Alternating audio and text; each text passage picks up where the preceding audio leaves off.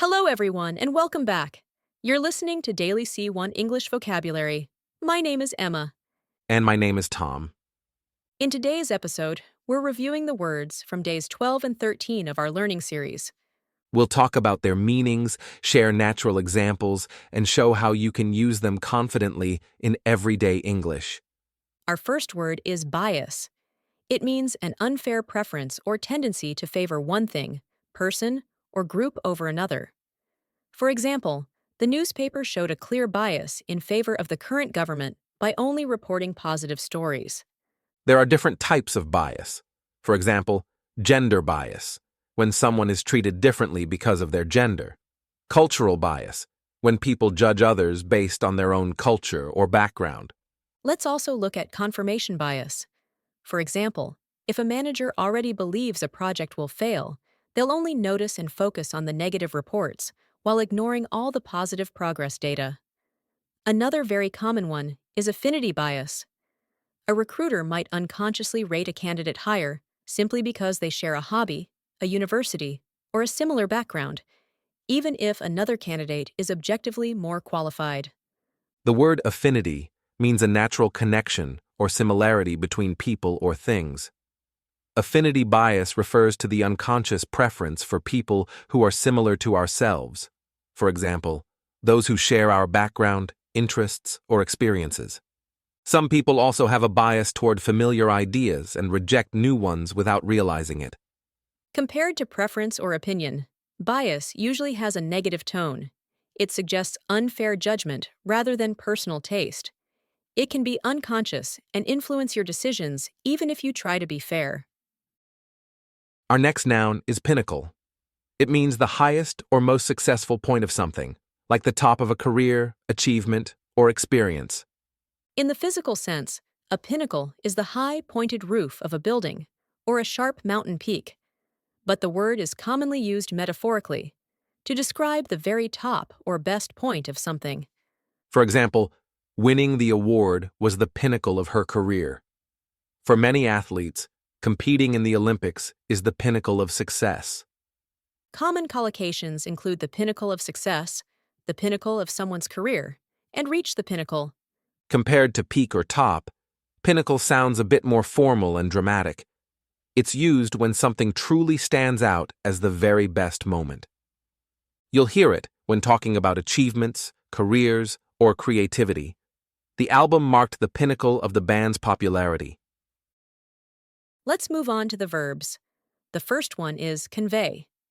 It's a verb that means to communicate or express something, especially an idea, feeling, or message, so that other people understand it. In its literal sense, convey means to carry or move something from one place to another.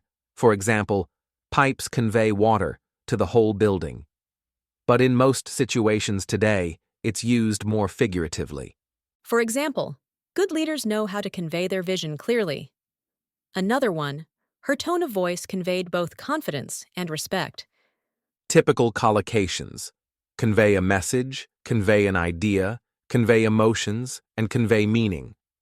Compared to express or communicate, convey focuses on how well the idea or feeling is understood. It's about making the meaning clear and effective. A good design should convey its purpose without any words. Our next verb is allocate. It means to give or assign something, usually money, time, or resources, for a specific purpose. For example, the company allocated more funds to research and development. Or, you should allocate enough time to rest during busy weeks. Common collocations: allocate money, allocate time, allocate resources, and allocate tasks. Compared to distribute or assign, allocate suggests a more strategic or purposeful decision. It's about dividing limited resources according to priorities. You'll hear it in business, management, and project planning. The company allocated additional staff to handle the new project. Let's move on to the adjectives. The first one is integral. It's an adjective that means essential or necessary, something that is a key part of a whole and can't be removed without affecting the rest. For example, trust is an integral part of any successful relationship. Teamwork plays an integral role in achieving company goals. You can hear integral part, integral role, integral component, and integral to something, like technology is integral to modern education. Compared to important or essential, integral emphasizes that something belongs naturally to the system or situation. It's built in, not just helpful. Communication is integral to effective leadership. Our next adjective is versatile. It describes someone or something that can be used or adapted in many different ways. For example, she's a versatile designer who can work on both branding and web projects. This tool is so versatile, it can cut, measure, and even open bottles. Common collocations: versatile person, versatile skill, versatile tool, and versatile ingredient. Compared to flexible or multi-purpose, versatile focuses on range and ability. It means being good at many things, not just able to adjust. A versatile employee can easily handle different roles in a team. Our next word is vaguely. It's an adverb that means not clearly or exactly, when something is uncertain, unclear, or only partly known. For example, I vaguely remember meeting him at a conference. Another one. The instructions were vaguely written, so nobody knew what to do. Typical collocations: vaguely remember, vaguely aware, vaguely described, and vaguely defined. Vaguely means not clearly. For example, when you remember something only partly, or describe it without details. You'll hear it in everyday conversation. He vaguely explained the plan, but no one really understood the details. Our next adverb is meticulously. It means very carefully and with great attention to detail. For example, she meticulously checked every line of the report before sending it. The artist meticulously painted each leaf in shadow. You can hear meticulously planned, meticulously organized, meticulously checked, and meticulously designed. Compared to carefully or thoroughly, meticulously shows an even higher level of precision. It's when someone focuses on every small detail. The project was meticulously documented from start to finish. Now, let's move on to a couple of useful idioms, expressions that make your speech sound more natural and fluent.